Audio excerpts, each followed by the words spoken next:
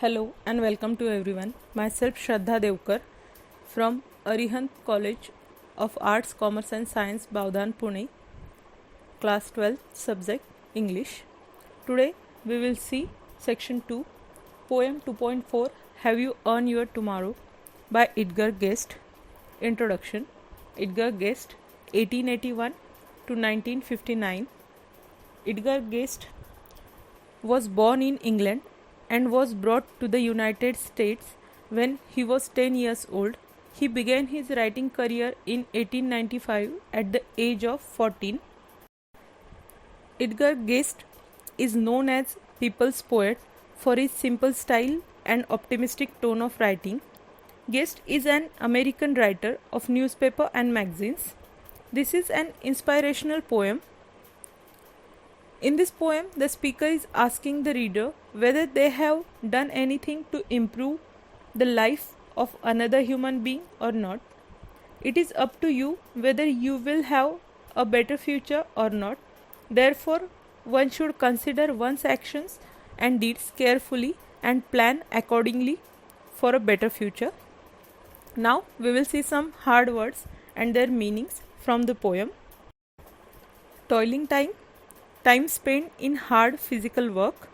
Churlish, rude. Howdy, an informal, friendly greeting. Throng, crowd or a large number. Now we will read the poem. Have you earned your tomorrow? Is anybody happier because you passed his way? Does anyone remember that you spoke to him today? This day is almost over and its toiling time is through. Is there anyone to utter now a kindly word of you? Did you give a cheerful greeting to the friend who came along, or a churlish sort of howdy and then vanish in the throng? Were you selfish, poor and simple as you rushed along the way? Or is someone mighty grateful for a deed you did today?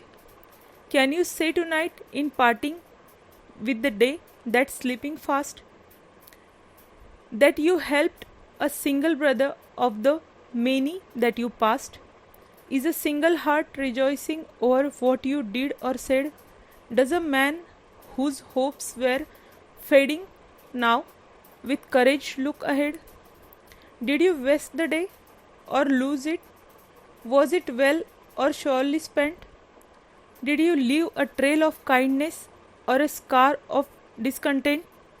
As you close your eyes in slumber, do you think that God would say, you have earned one more tomorrow by the work you did today? Now we will see the meaning of the poem. First stanza.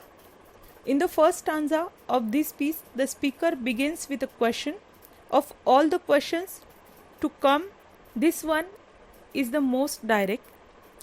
It gets to the heart of what guest speaker is concerned with. He asks if today you, referring to the reader, made anyone's day better. He speaks abstractly about a him the reader might have passed and helped or made happier. The speaker purposely does not define what this means. It is up for interpretation, as it could mean any number of things. This question is followed by a second, then later a third.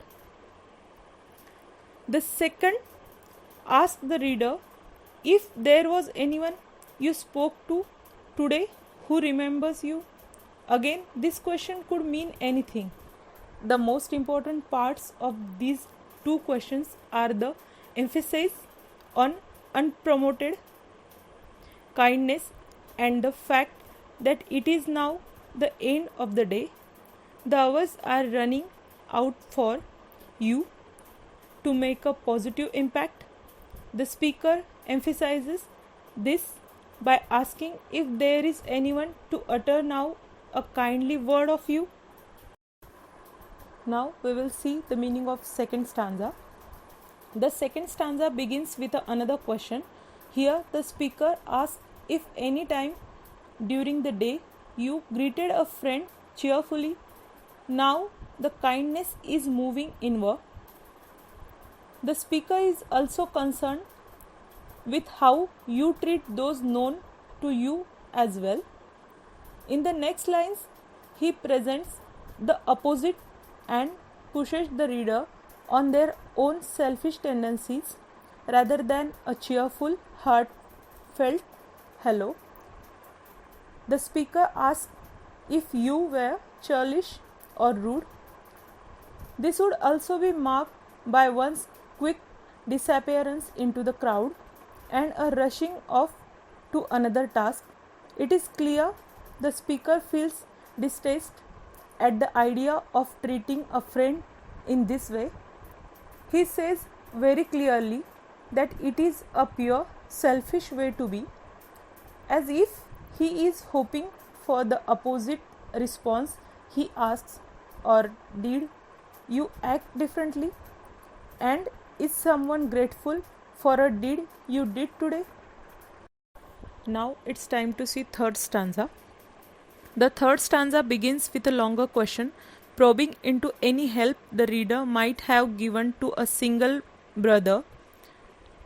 It is enough for the speaker if you were kind to one person out of the many that you passed. An action like this would be sufficient to have earned your tomorrow. It is important to note how this way of thinking is connected to a number of different religions and their dependence on good deeds. This is backed up by Guest's tendency to connect his themes to Christianity. In fact, God comes into play in the fourth stanza as one is forced to contend with how they lived. In the second half of the third stanza, the speaker uses courage and cowardice as tools to improve or worsen someone's life. He asks if there is one single heart that is now rejoicing due to your actions. Ideally, he would like there to be a man with improved hopes and reinvigorated courage to look ahead. Fourth stanza. In the fourth stanza, the speaker states that any day not spent, at least in part, improving the lives of others is wasted. It is lost if it was surely or badly spent. On the other hand, if it was well spent, there will be a trail of kindness marking one's path through the day. The last lines tell the reader that they can close their eyes in slumber and think about what God would have to say to them if, after considering the response of God, a reader feels as if they have done well, then tomorrow is assured. Otherwise, God might look kindly on the actions or inactions of the day and tomorrow might not come. Thank you so much.